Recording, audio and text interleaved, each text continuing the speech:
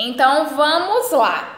Se são 3 elementos celulares, glóbulos vermelhos ou hemácias, nós vamos começar estudando ele.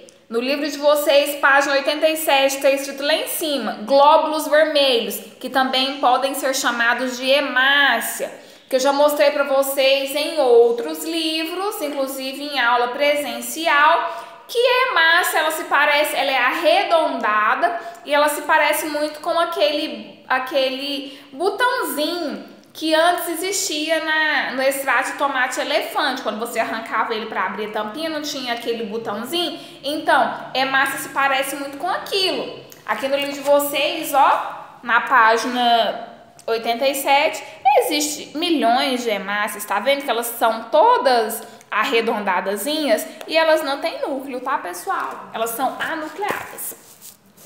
Vamos lá. Os glóbulos vermelhos também podem ser chamados de hemácias, são células sem núcleo. Sem núcleo, elas são chamadas também anucleadas, tá? Então, são células anucleadas com formato de disco. O que é formato de disco? Arredondada, tá? E com as duas concavidades centrais biconcavas. São as células que existem em maior quantidade no sangue. Então, os glóbulos vermelhos também podem ser chamados de hemácia. É o que tem maior quantidade no nosso sangue, tá, pessoal? Lembrando que elas não têm núcleo, são anucleadas.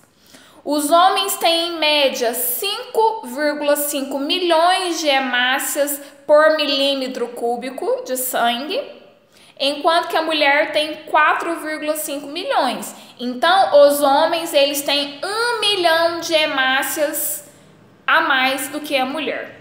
Lembrando que a hemácia é o que? É a maior, né? Quantidade, a maior estrutura sanguínea que existe no sangue é a hemácia. Então, nós temos 1 milhão menos hemácias do que um homem. As hemácias são produzidas na medula óssea, tá, pessoal? Na medula de alguns ossos, como as nossas vértebras. Onde que são essas vértebras? Na coluna, tá? Nas vértebras da coluna. Nas nossas costelas e também no quadril. Então, onde se produz hemácias? Medula espinhal, tá? Na nossa coluna, nos nossos ossos, né? Em algumas costelas, nas costelas, né? Algumas não, nas costelas. E também no quadril. Elas são produzidas em grande quantidade, porém, a vida, né? Como que eu posso dizer? A vida média dessa hemácia é curta. Elas duram cerca de 120 dias. O que é 120 dias? 30, 60, 90, 4 meses.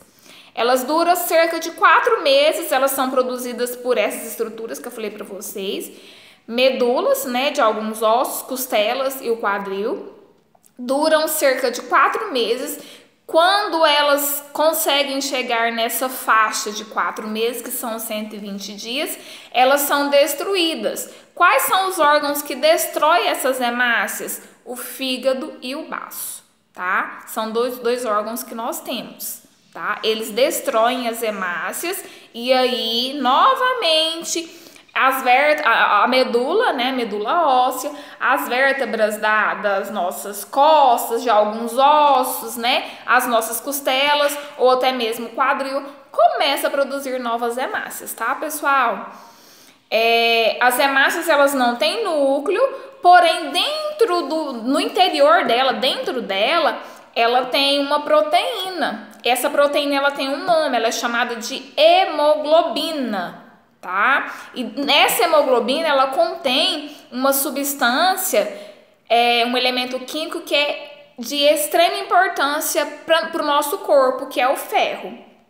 Então, dentro da hemácia, existe uma proteína chamada hemoglobina que contém o quê? Um elemento químico que é o ferro, que é de extrema importância para nós, para que a gente não tenha o quê? Anemia. Tá? A hemoglobina, pessoal, além dela produzir o ferro, ela é a que é responsável pela cor das hemácias. As nossas hemácias, elas não são vermelhas, como o livro de vocês mostra aqui, tudo vermelhinho. Então, essa proteína chamada hemoglobina, que é capaz de dar essa cor vermelha para o nosso sangue. Além dela dar a cor vermelha, dela ajudar a produzir o ferro, ela também é capaz de se ligar ao gás do oxigênio que o nosso corpo precisa, tá? Então, se uma pessoa ela tem baixa concentração de hemoglobina no sangue, é bem preocupante. Por quê? Porque eu acabei de falar que lá no centro da hemácia não existe a hemoglobina, a hemoglobina não produz um produto químico que é o ferro, um elemento químico que é o ferro. Então, se o organismo, a concentração de hemoglobina está baixa nesse organismo, essa pessoa ela pode ser considerada anêmica. Então, é bem preocupante, porque se está produzindo pouca hemoglobina, automaticamente o elemento químico que é o ferro também não está existindo. E não tendo ferro, a pessoa ela pode estar o quê? Anêmica, tá? Inclusive no livro de vocês, na página 87, fala de anemia carencial, que eu inclusive vou ler para vocês aqui, tá? O que a gente pode estar fazendo para poder estar mantendo o que? Essas hemácias no nosso corpo. Porque a duração de vida delas é 120? Sim, mas elas são produzidas novamente. Mas para elas serem produzidas novamente, nós precisamos do quê? De ter uma boa alimentação, né? Então, eu vou ler para vocês aqui, ó, anemia carencial. A anemia carencial ocorre quando a quantidade de hemoglobina ou de hemácias está abaixo dos níveis comparados normal. A pessoa anêmica apresenta sintomas como dor de cabeça, tontura, falta de ar, sonolência, fadiga muscular, irritabilidade e sintomas relacionados à alteração do paladar. A anemia carencial pode ser causada por alimentação inadequada e insuficiente, quando há pouca ingestão de ferro. Pode ser, porém, tanto consequência de condições socioeconômicas desfavoráveis que impossibilitam o consumo frequente de alimentos ricos nesse nutriente, que é o ferro, né? Como carnes, né? Lentilha, couve, entre outros. Também pode ser causado por perda de sangue. Não é só por falta de alimento que há a presença de anemia carencial. Perca de sangue e hemorragia também pode causar a anemia, tá, pessoal? Perda de sangue, né, em ferimentos e doenças como úlceras gastrointestinais e parasitose intestinais. O que é parasitose intestinais? Parasitas no intestino que sugam o nutriente que é para o seu organismo, tá? E também por úlceras gastrointestinais. O que é úlcera? São feridas que dão onde? No intestino, né? Lembrando que o intestino delgado é o que faz o que? A absorção de alimentos. Então, se houver ferida lá, pode atrapalhar, né, na absorção desses nutrientes, jogar esses nutrientes para a corrente sanguínea. Nas mulheres, as hemorragias menstruais também podem levar à anemia. Tem mulheres que quando menstruam ficam 7, 10 até 15 dias menstruada. E essa perca de sangue em excesso pode também causar anemia, tá, pessoal? Para facilitar a absorção do ferro contido nos vegetais, eles devem ser consumidos como outros nutrientes, como a vitamina C, presente em alimentos como acerola, abacaxi, limão, laranja e caju, café, chá preto, chá mate, leite e derivados. Milho e trigo integral dificultam a absorção de ferro quando ingerido próximos às refeições. Tá vendo, pessoal? Tanto que é bom a gente entender como que funcionam as coisas.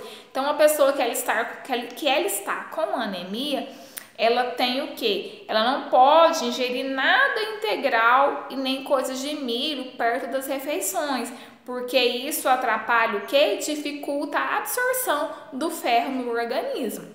Então, quem tem anemia não pode ingerir nada integral nem que contenha milho perto das refeições, que são as principais: café da manhã, almoço, lanche e janta, tá? Ter bons hábitos de higiene a fim de evitar as verminoses, né, que são vermes e até mesmo os parasitas que podem se alojar no nosso estômago, até mesmo no nosso intestino, e manter uma alimentação saudável e variada, são fatores importantes na prevenção de anemia. Aqui no livro de vocês existem alguns alimentos que são ricos em ferros, tá? E ajuda o quê? A evitar a anemia e aumentar a quantidade de hemácias que produzem o quê? A proteína chamada hemoglobina, que ativa o quê? O produto químico que é o ferro. Nós temos aqui, ó, carnes, lentilhas. Além da lentilha ser rica em ferro, ela também é rica em proteína, tá, pessoal? E é muito usada para quem tem ansiedade, para quem tem depressão, para quem tem insônia, tá?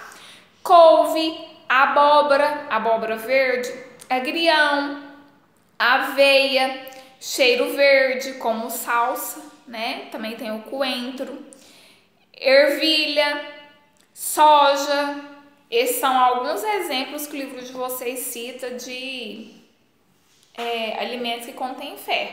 Mas além disso, além da carne vermelha aqui, nós também temos o fígado de vaca, tá? Que é rico. Nós temos o feijão, também que é rico em ferro, como vários outros alimentos, tá? Então, nossa aula hoje é isso. Espero que vocês tenham entendido, tenham gostado, porque é muito bom estudar sobre composição sanguínea, tá? E até a próxima aula.